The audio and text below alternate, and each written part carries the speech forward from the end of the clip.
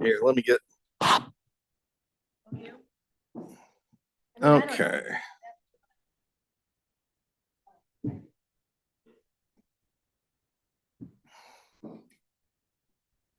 We do not have anybody, so we got Liram and Mike. Mike said he was going to be here. Well, we got quorum. Yeah, so we're good. All right, we all ready to rock and roll?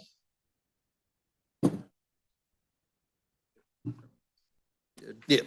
Thank you, sir.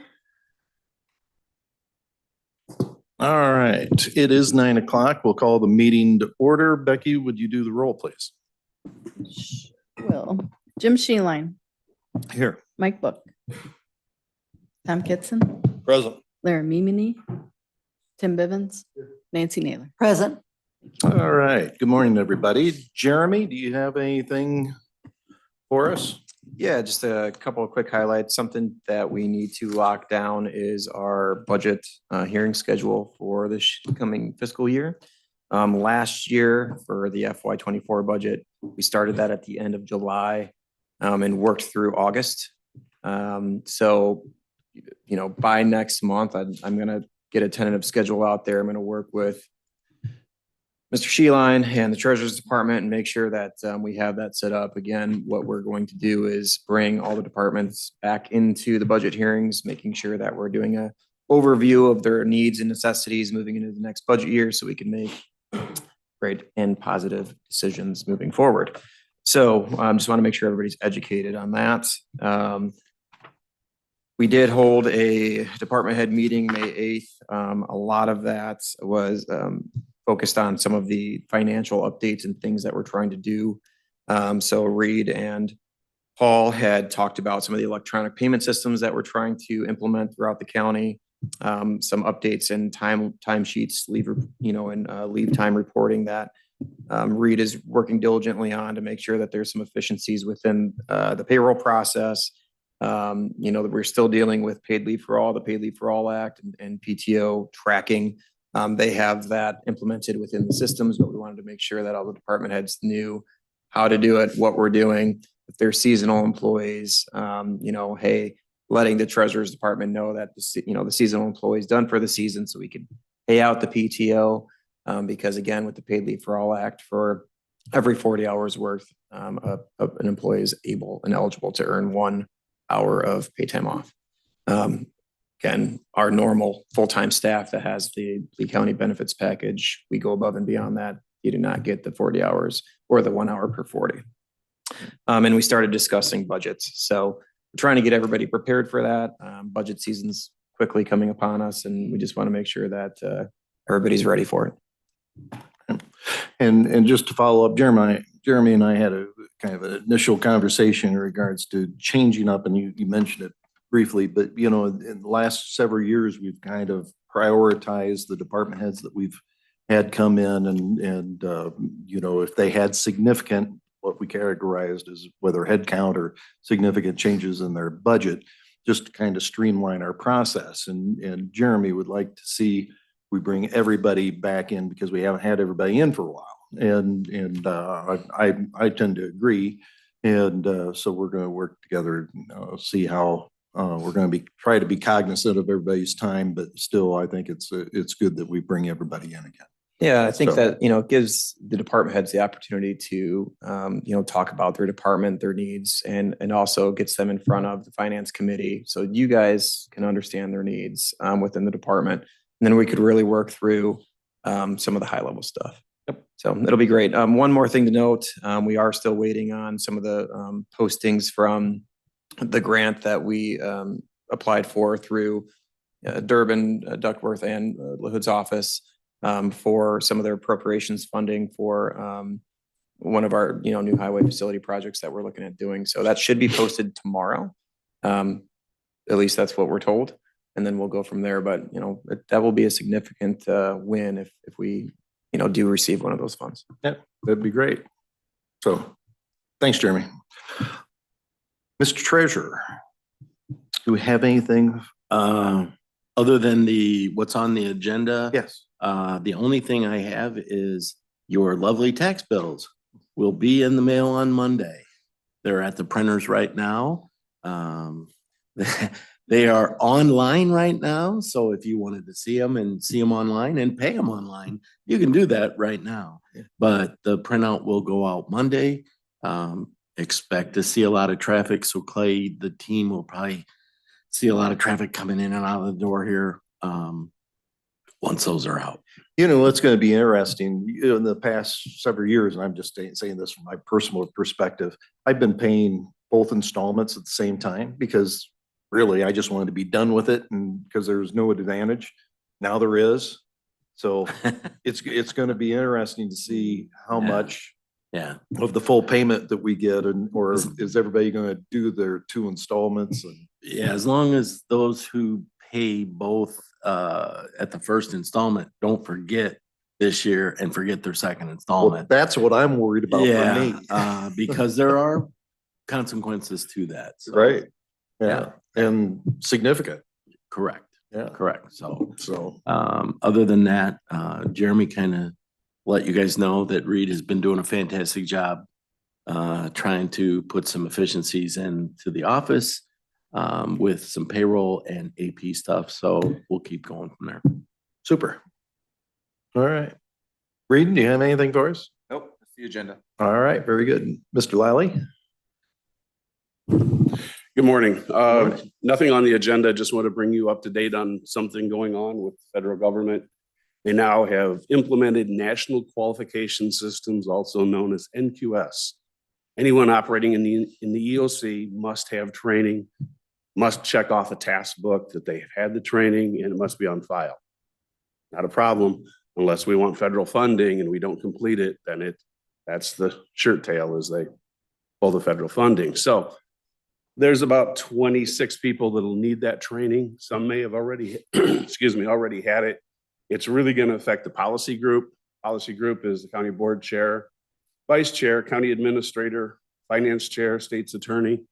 So we'll have to make sure we get a training together that if we ever open the EOC, that you're involved, that you have that training, that we are on board with those funding streams. So Okay. Is this an online training, Kevin, or is this No, something in I'll have to do person it. or? I'll have to do it in person, less than 3 hours. So we'll have to pick a time that meets your schedules. So Gotcha.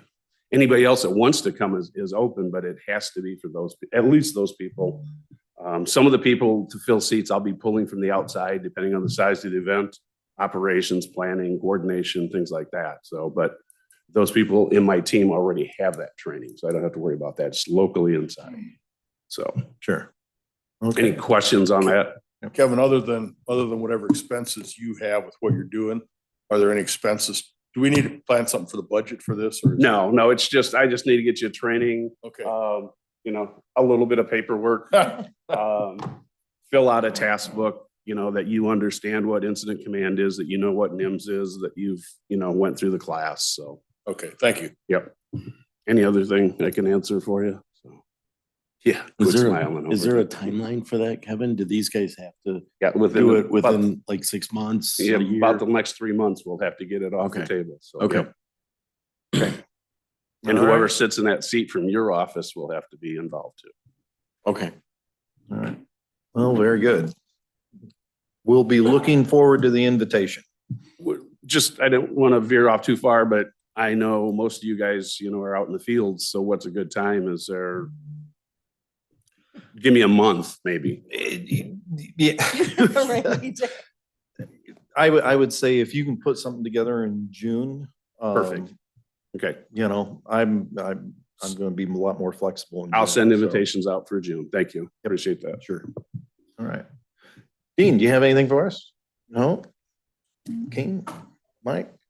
Vance, Sarah? Anything? And Mr. Clay. I do have one thing, apparently was overlooked on the agenda, but I submitted a board action request back on May 2nd in regards to a squad car that was damaged in an accident. It was initially thought that the squad car could be repaired. However, once they started digging into it, they found that the frame was damaged. And then Ford did not have a fix for the frame. So essentially the CIRMA went back and looked at it and totaled out the squad car. So we did receive a check from CIRMA in the amount of $28,958.50. We do have another squad car from our supplier that is available for purchase. However, we would need another $20,000 to make that purchase and then upfit the car. So I submitted that board action request and it got overlooked somehow, so. but Well, think I it's gonna think be- just what I saw it and I did one of those assuming things and I got chewed out by Becky that it was the chairman's lack of communication with Becky. So I apologize. No, not. Yeah, and that's what happened. I saw it and I assumed that Becky saw it and anyway, but so I think I think the plan is that, you know, obviously we can't act on it in finance, but I think the idea was to have a consensus here within the committee. Paul, do we have an idea where the 20,000, we just take the 20,000 out of capital? Correct. That's where I would go with it. And we can make an adjustment later, but they can't go without a squad car. So, That's right.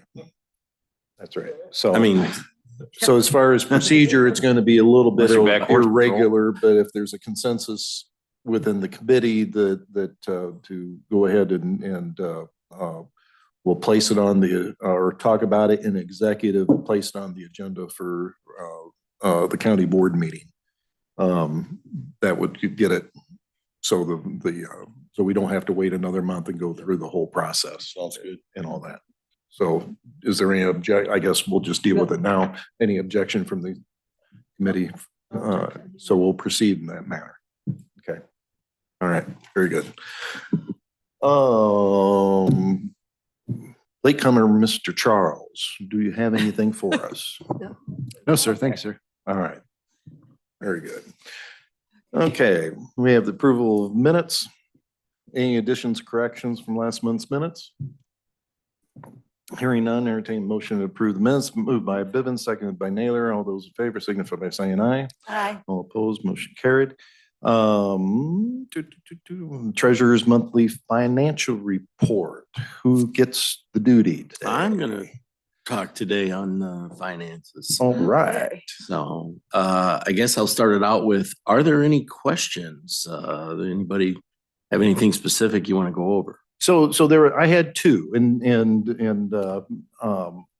one was probably just something that it's probably a simple one that I should have known, but I was looking at our revenue, the revenue reports and looking at the totals, and I was trying to get them to match up on the top and they weren't. And it just, Yeah, so you're off by $38,000 between the two. And that 38,000 there's three accounts that we don't track in that revenue because it's kind of insignificant. One is the cannabis tax that we get from the state. It's about, to date, it's maybe 8,000. The second is tourism tax, which to date we've gotten about 15,000 or 14,000. And then the third one is the franchise fee from the outlying cable, and that's about 15. So when you add 15, 14, and 8, there's your 38. So what we were trying to do, so for your maybe benefit, and thank you for reviewing it, it actually shows you care. We were trying to show on those the revenue sheet that we give out where it shows countywide sales tax or county sales tax or any of that. Those are the significant accounts. Those are the ones that are driving our revenue, if you will. We never put them all on there, so because they were so small. okay. So that's that. And I know you also had a question regarding solid waste. Yeah, solid waste, the tipping fees. I was looking, and I don't know why it hit me this morning when I was going through those, but the tonnage and the revenue, almost all of them were They're at diff- $2.20 a ton, and the last couple months were $1.67. Yeah, and I actually have the details from from the solid waste team. They send us details with the payment. And what they have is they're starting out, our host fees is actually $2.27 per ton.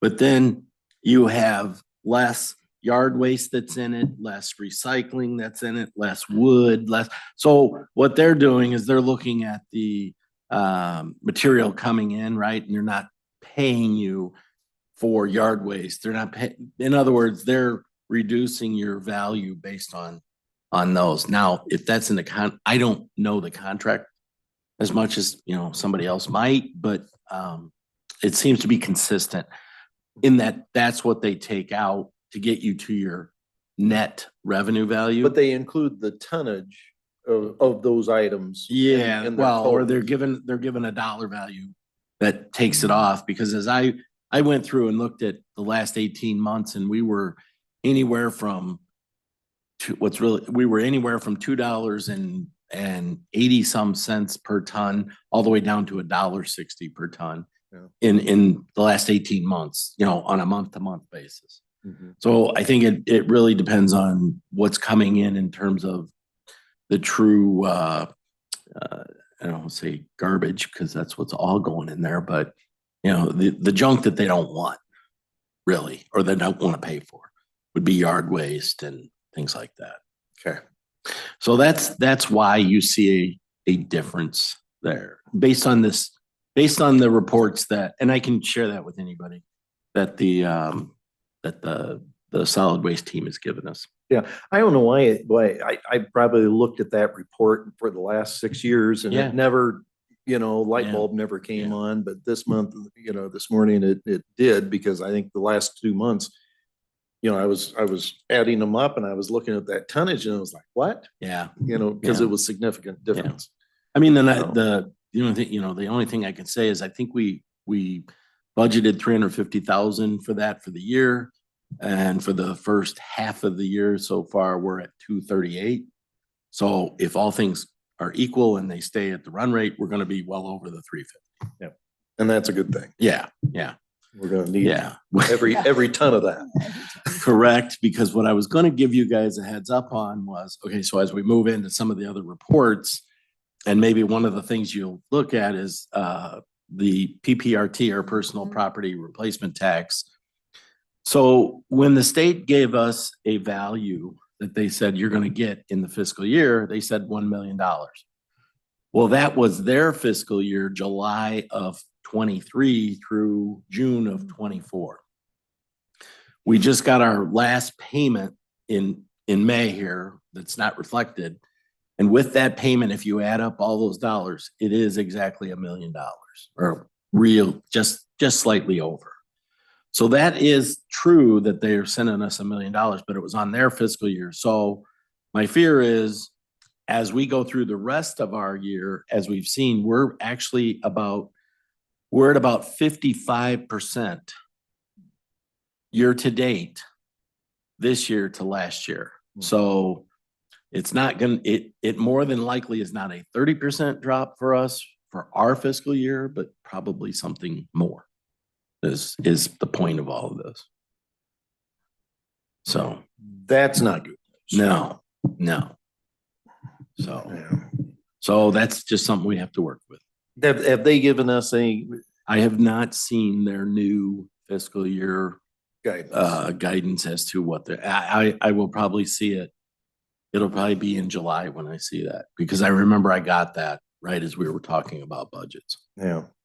Well, and that'll be in time for our budget cycle. Yeah, correct. So, other than that, I think most things are tracking where we thought they would in terms of expenses and revenues. I don't see any, glaring issues other than the PPRT, which could give us trouble. Actually, the public safety tax is coming in stronger than anticipated. So that's a good thing. We can pay off some of those interfund loans and get that cleaned up. And, going forward, we'll be able to use it for other things. When I text you, I think it was 6:45 or something like that this morning. But the one thing I forgot was that also stood out to me on the local use tax and remind the committee, the local use tax, it's tied, explain that. Well, yeah, exactly is. it's a state formula that's tied to not only just county, but total state, almost like the cannabis use tax. There are the sales tax that happens is obviously divided, mostly goes to the state, and that comes down into the into municipalities first, and then whatever is left over will be the county. Well, a lot of that goes to the state is actually then pushed to the urban areas of the Chicagoland area and the suburbs. And there's a formula with a chart on that I can show you. And the use tax is some of the leftover value, if you will, that's available to the total state. They take that and they divide it out based on certain criteria. It can either be population, it can be sales tax revenues. And so that is a derivative of total sales tax that's out there. Okay. And that was one of the things that struck me was because you look at the run rate on that and it's running low. Yeah, it's behind where all of our sales tax numbers are continuing to act strong and actually be up. That one kind of sticks out as an outlier and because it's, April was last year was 39,000, almost 40,000. We're $31,000 this year. It's been consistently dragging. Yeah. And it's like, yeah. So it's not Springfield is stealing our money. Is that what can I blame that on Springfield? Springfield stealing the money. Yes. There you go. Man, You say it. I didn't.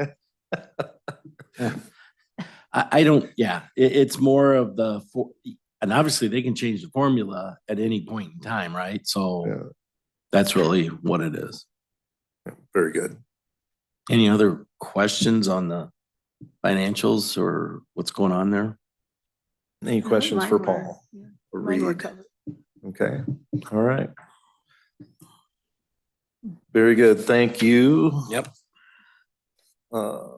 Right. So we're down to Insurance Committee and Gredco. Lyran's not here for Gredco. Nancy is here for insurance. Thank you, Mr. Chair. I have a short report. The Insurance Committee met May 7th at 2 p.m. here in the meeting room. And our representative from IPBC could not be there and could not be on the Zoom meeting with us, but she did send a list of highlights to Jeremy and we went through them. I won't bore you with all of the technical details, but if anybody wants them, I can share them with you and you can read them. But to summarize, we're in pretty good shape this year. We have only a few people in that high level tier and we've had really good reports from them and we're actually 3.7% less than last year. So our costs are down. We should have, this is through March 31st. So we should have soon, if Jeremy doesn't already have it, our actual figure for next year. So we'll have it in time for our budget. Good. Be happy to take any questions. Any questions for Nance? Thank you. Okay, thank you. Very good. All right. Administrator report, Jeremy. Sorry. I do have one thing. Yes. I had asked Sarah if she would give a wellness committee report. Oh, And can I have her do that now? absolutely. Okay, thank you. Sorry, Sarah. Unacceptable, taking my time. No, I'm just kidding. Good morning. Tracy Bay from the Health Department and I are co-chairs of the Wellness Committee. Just giving you a highlight of a few things we have coming up. We had a spring lunch and learn on nutrition and physical activity that was in March. That was well attended. We had about 17 or so attend. Great information, great presenters from KSB. We're offering another lunch and learn today at noon. We still have a few spots available if anybody's interested in attending. May is Mental Health Awareness Month. So we have a therapist from KSB coming to speak with us about mental health awareness. Lunch will be provided and we have a gift card giveaway as well. So if you'd like to join us, it will be 12 to 1 in the Health Department conference room, their first floor conference room. We have a trash pickup for our stretch of Rock Island Road between Harmon Road and Nelson Road, that is scheduled for this Saturday, the 18th, begins at 8 a.m. Takes a couple hours, just depending upon how many people we have there. Registration is open for that if anybody needs the link for it. Check with Tracy or I. I think we're up to about 8 people, I want to say, participating, but we have room for more. We are going to be working on our annual report to IPBC next week. That is due June 15th. We wanted to wrap up these couple wellness events this week so that we could report on those in our annual reports. We will have that complete and submit to them. And then we also have biometrics dates scheduled for the fall. That will be Wednesday, October 19th and October 16th. And then we will send out information to the employees probably September, once we get that, the registration is set up and all the details in that from Empower. And that's all I've got. Anybody have any questions on Wellness Committee stuff? Any questions for Sarah? I'd just like to say one thing, Sarah and her team and Tracy are doing a really great job on the Wellness Committee and doing a lot of innovative things. So thank you. You're welcome. Good deal. Thank you. Thank you, Sarah. Welcome, Lyra. Hey. Good morning. While you're sitting down, do you have anything for Gridco? No, sir. I do apologize for coming late. It was a marriage ceremony at the courthouse. Oh. It was only like not even 5 minutes. So. You? No. Yeah, I'm legal now. Them darn foreigners, I tell you. I don't know if we want to ask any more questions. Jeremy, go right ahead. Yeah, as I highlighted most of everything earlier, but again, just to recap, we'll be, prepping our budget hearing schedule for July through August. So be prepared for that. Another thing that we've been working on is we've been, between myself and the Treasurer's Department, we will be meeting next week actually with the assessor's office to just start discussing the EAV and moving into planning for next year, the levy and all those things as well. So starting to prioritizing some of these things early. So we're all on the same page. Again, my predecessor had a ton of knowledge in that. So this is going to be more of a team effort moving forward and making sure those calculations are correct. So we're pretty excited about that. It's going to be a great learning experience. We also have, well, actually it's on the agenda to discuss the opioid options that we have moving forward with our fundings. There's some requests for that, so I'll discuss that as it comes on the agenda. But otherwise, I think we're moving forward and looking pretty good. Okay. Any questions? Any questions for Jeremy? All right. Quarterly report for ARPA is next month, but Patty, Sarah, do we have anything you want to throw out this month? We do not have anything at this point, and we'll be back in July with a quarterly update. And just a reminder, we are going to have a few board action request items that we'll have you vote on. Very good. Thank you. Thank you. No Joseph M. Meyer resolutions, no unfinished business, new business. Jeremy, the opioid funding request, discussion only. Yep. So we highlighted in our public safety committee meeting on Tuesday, there's a focus group for the opioid funding that's been meeting, before me coming into this role. And, with the state's attorney's office, Stacy Stewart, myself, the health department, Judge Ackert, Bob Olson, Chairman Olson, and a handful of others. So Mississippi Centers has come to us with a request that they will be looking to build a new recovery home in the county. They would like to receive up to $270,000 of our opioid funding to help offset some of those initial costs up front. Also, we had a request early on from PHLC, which is a group from the county that works closely with Mississippi Centers, the health department, and other folks trying to tackle our substance abuse stigma issues and other substance abuse issues throughout the county. They requested $20,000 for mostly marketing purposes and data collection. And they'd be working hand in hand with the health department, Sinisippi, on some other things. I wanted to just highlight that those requests are going to be coming down the pike, so you guys understood that they are here.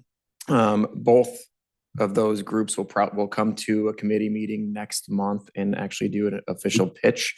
We're trying to work through some of the financial aspects of that right now. The issue is that we've only had $78,000 come in through the opioid settlements funds for the last 2 years.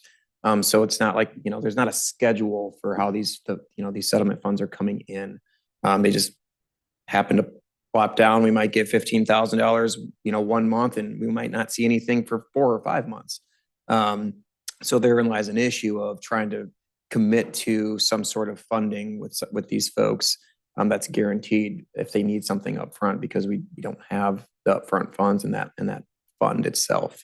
So that's just some of the things that I wanted you to think about as we work through some of this, because I would like to hit some of the low-hanging fruit first, and then maybe do if we're talking about a financial pathway for, let's say, the recovery home, if that's something the board decides they want to work with, to say, essentially, we'll give you what we have, and then, as funds come in, we'll continue to give you those funds until we hit that threshold.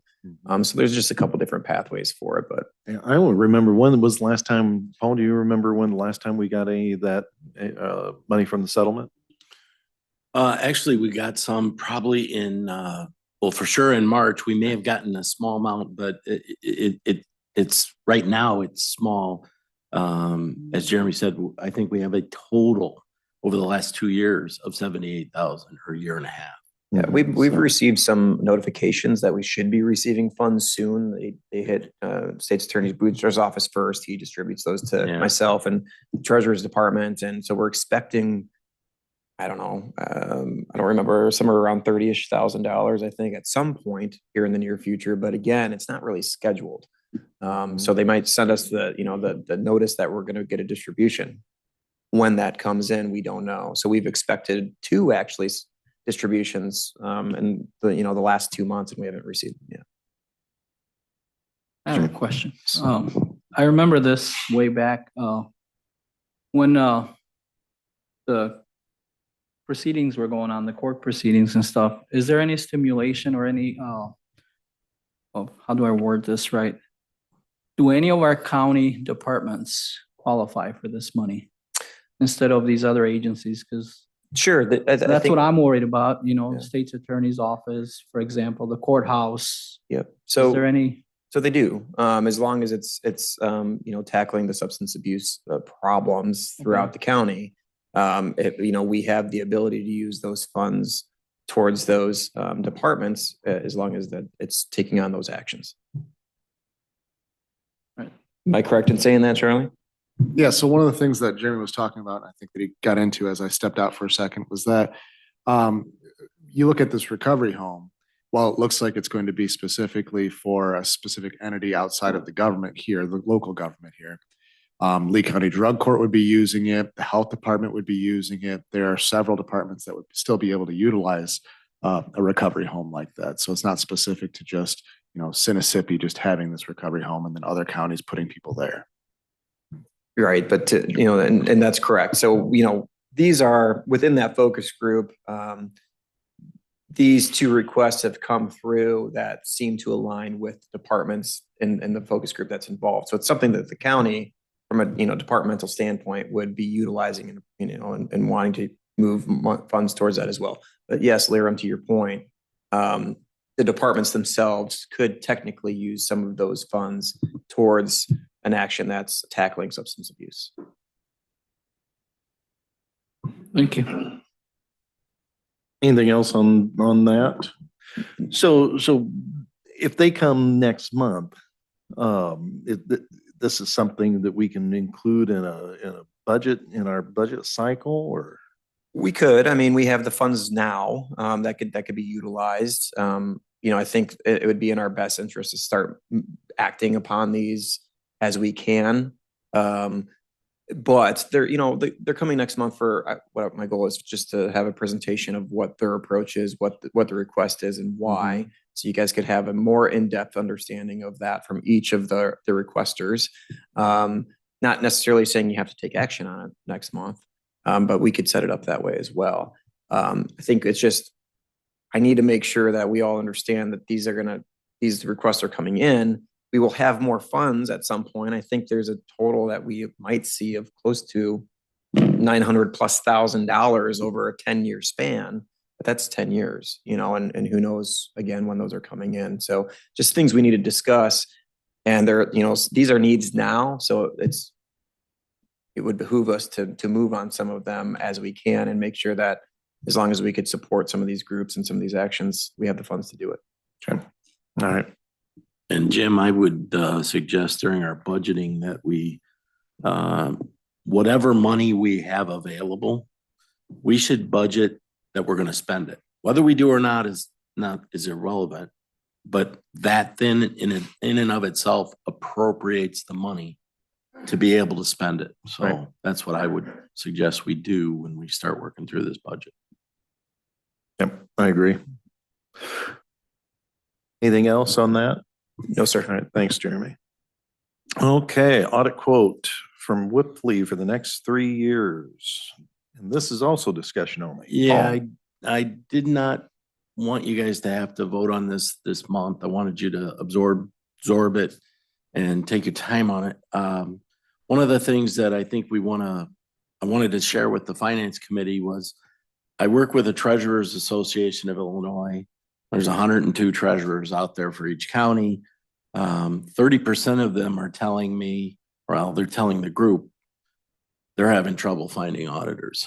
So ever since the pandemic, if you will, it seems like the CPA firms have either lost some of their staff, they've lost their government accounting ability or their audit ability.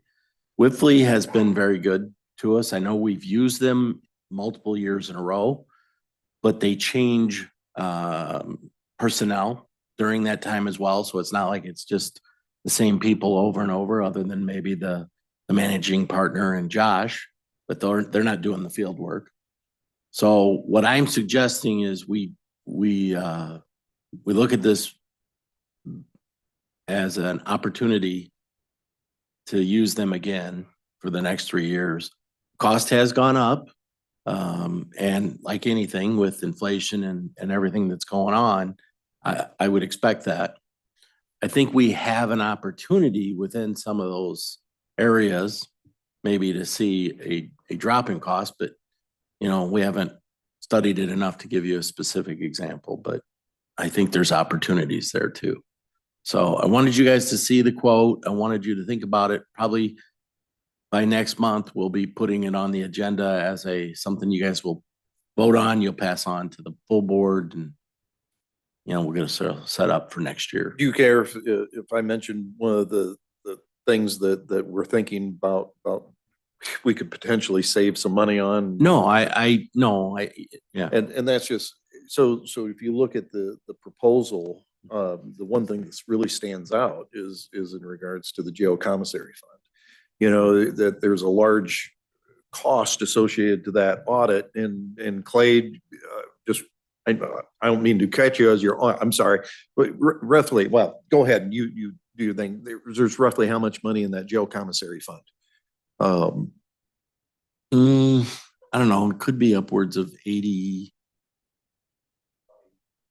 Yeah, 90,000 in that. So jail we're not commissary. talking about a large amount of No, money that no. we're tracking, but yet you're spending a lot of money, for. Yeah, for so audit. the quote here is a $5,000 quote for the jail commissary fund they have to do a single audit on that. So, Yeah. or an audit that has to be done on that. Those little anomalies, you always scratch your head on, why.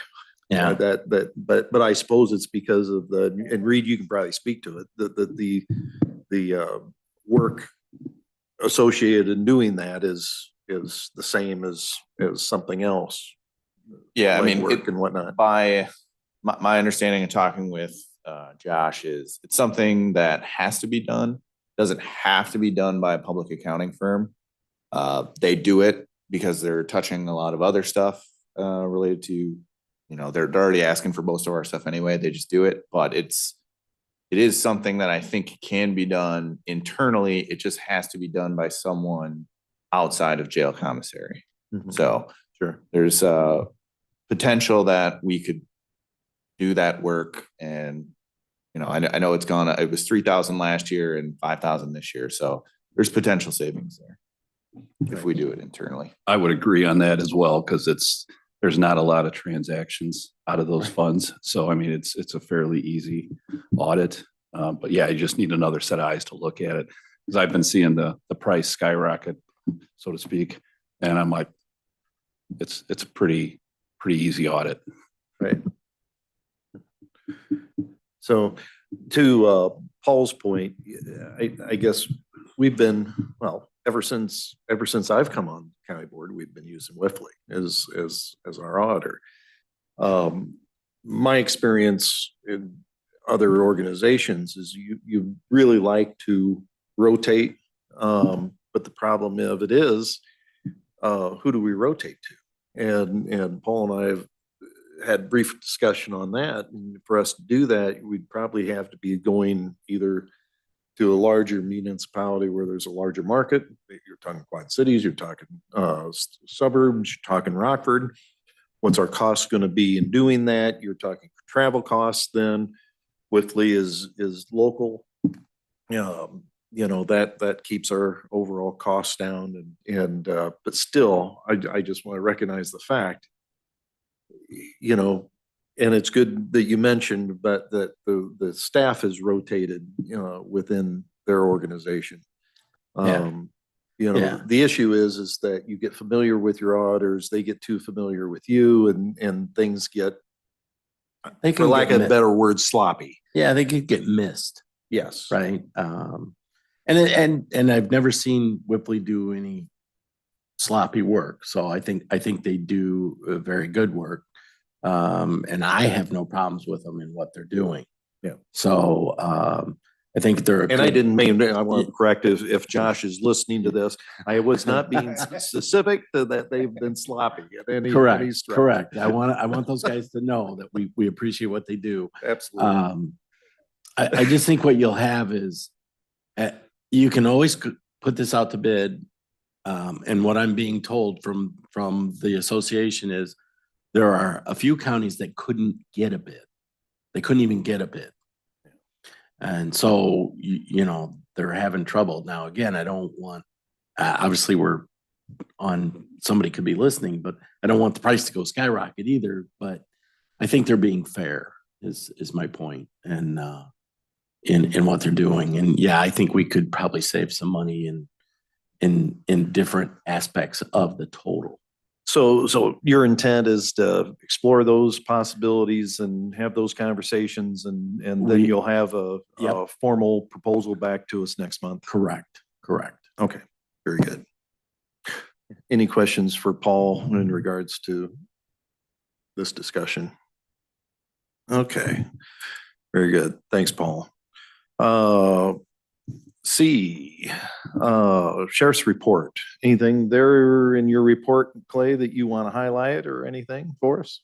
Nope, just trying to hit the highlights over the month and just kind of keep everybody apprised of what's going on and where we're at. It was interesting reading, Okay. especially the one going through the picture? wildlife area. Oh, that was interesting too. Yes.